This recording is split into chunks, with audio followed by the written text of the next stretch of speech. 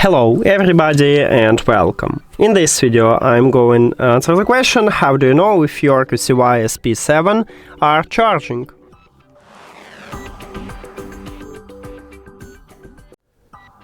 And we have two options how to check it. In these both options we need to connect the speaker to the power. So right here at the top, near to the controls, we have the plug. Open the plug. And here's USB-C port. Now connect your speaker to the power using this port. And the first option is to check the LED light under the power button. If you see it, meaning that the red light, meaning that your speaker is charging. The second option is to use an application. You need to open QCY app. Of course, you need to add your speaker to the app. Then you will see the same menu.